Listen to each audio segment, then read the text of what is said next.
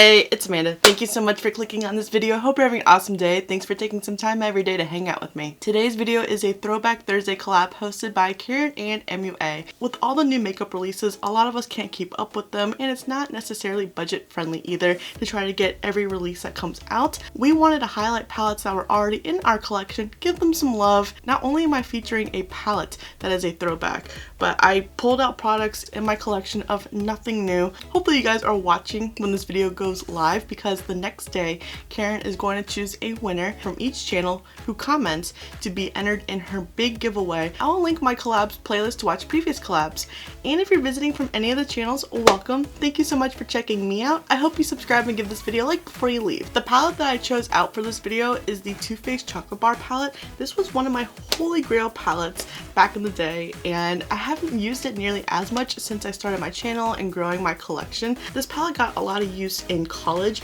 I'm so close to hitting pan on this shade and this shade as well. That was my goal for 2020.